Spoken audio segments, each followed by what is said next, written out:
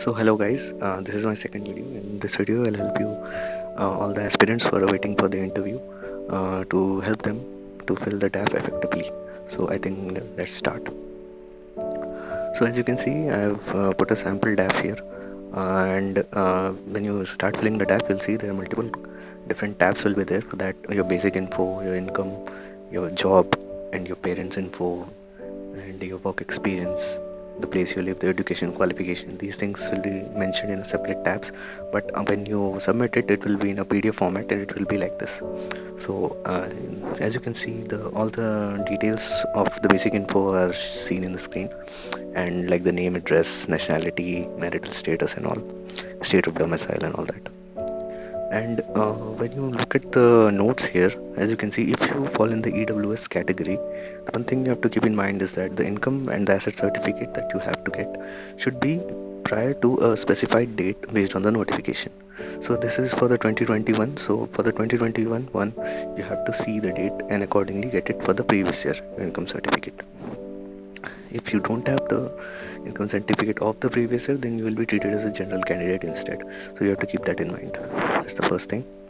So if you belong to the SC, ST or the OBC category, then you have to upload a scanned copy of the certificate in support of your claim, which can be seen from the note number 5 here, that you have to submit it, and it should be also in the date prior to the closing application date of the form. That is, in 2020 case it was this 15th of October, but in 2021 case it will be something else. Accordingly you can check that. And again, your income should be for the previous financial year. Say for I'm applying for 2021, so my income certificate should be from 2018 to 19. Similarly for 2021 ESE, the income certificate should be from 19 to 20. So you should keep that in mind. And the certificates that you will be uploading should have the following details, like the certificate number, date of issue, designation, and all that. So these three things should be mentioned carefully, and caste and all that. Yeah. So next is we go to the education format, what all we have to fill. So here we see that they're asking for the languages we know, like read, speak only, read and speak, read, write and speak. So here what the students, they usually make a mistake that say English, I know English. So else I know how to read it, I know how to speak, and I know how to write also. So instead of writing here the fourth column, it says read, write and speak, because I can read it, write and speak it. So I should write it in this column only and leave the other columns blank as shown in this sample one. But what people do is, instead of writing in the fourth column, they mention it in all the columns, which is wrong. So you should keep this in mind. And also the examination for Hindi, say you're taking Hindi till class 10th, then you can write the respective board exams name, like ESE or whatever, CISE. And for English, because we did English in our BTech, so we can mention BE or BTech. Next, point number 13, you can see it is asking if you possess the prescribed educational qualification, and of course you need to have the qualification so that you can appear, which is the basic bachelor's degree, and you are supposed to have it. If you don't have it, you will be disqualified. So once you have to mention the certificate number of the degree, your date of issue, designation of authority, and full address of the authority. Here you can mention, I think, the college address, the person who is the head of all these things, you can mention the address. Okay.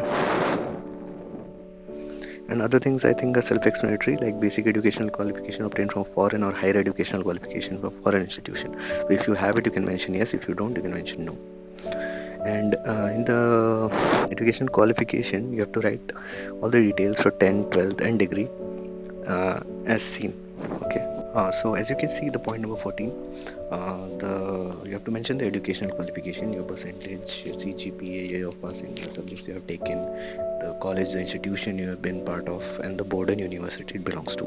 So you have to mention, like for class 10th, what was your division that you got, the class, the first class, second class, whatever, and the percentage of your marks, like 90%, 80%, whatever, and CGPA, say it is out of 10, so you got say 88.5, so 8.5 out of 10. In the year of passing, 14, 15, 16, whatever year that you have passed out from the respective exam, that is the matriculation, 12th and the degree, you have to mention it.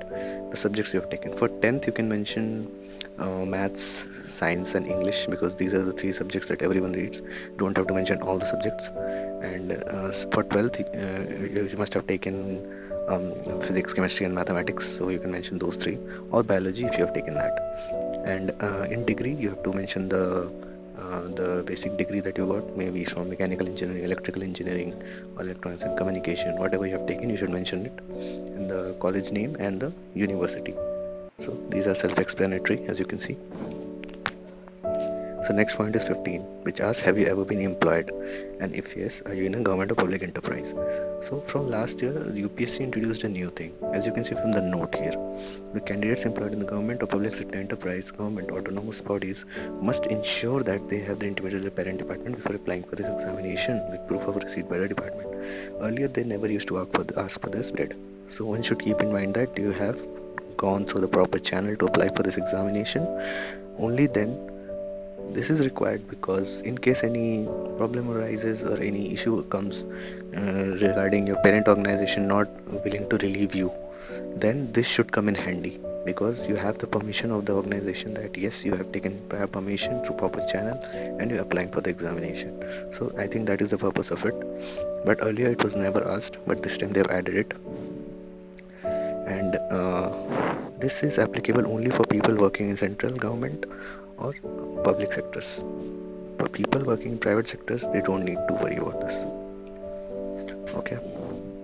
And since you have been employed, so the details of your employment should be mentioned here, like the designation that you had while you were working in that organization, your monthly salary, monthly remuneration, whether permanent, temporary. Now this is important. People used to make mistakes here. Permanent means if you are working, you have completed your probation, then you are in the permanent category, else you are in the temporary category. Make sure you know that. And ad hoc, if you are working in ad hoc purpose, like on contract, then you will be like that. And the period from which to which you have worked, the organization name, and the place of employment. I think these things are self-explanatory. You have to keep in mind only the permanent, temporary part. Now coming to the next details, that is the family details, the information that you put about your family. And it has like the father's name, address, nationality, if his present postal address, where he used to live, where he lives, and his previous address is same for your mother. And you have to also mention the annual income. If they are working, good enough. If they are not, you can mention nil. And the state in which your father already belongs. I think these things will be self-explanatory. You don't have to worry much about that. And the next thing will be whether your family owns or possesses any of the following assets, like 5 acres of agricultural land and above, and these things. These things I think required only for the EWS candidates. If they possess these, I think they do not will be given the EWS status. Else, for other people, I think it's self-explanatory. If you have it, you can mention yes, else you can mention no. Now if you are claiming age relaxation, you can mention yes and no depending on if you are taking it or not.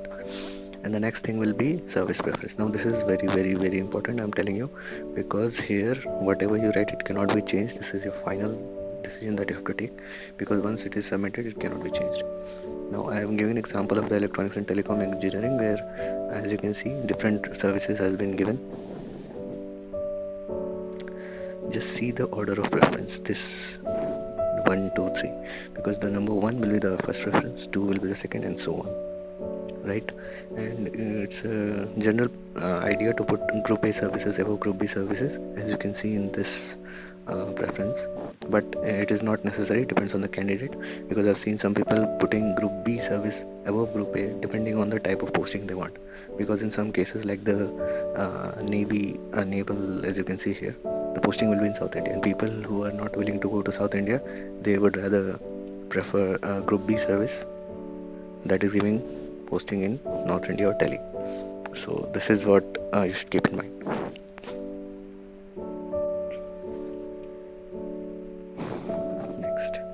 So if you have prior given any UPSC examination, then you can mention all the details here. Let's say if you have given engineering services prior, say in 19 or 20, then you can mention it and what stage you reached.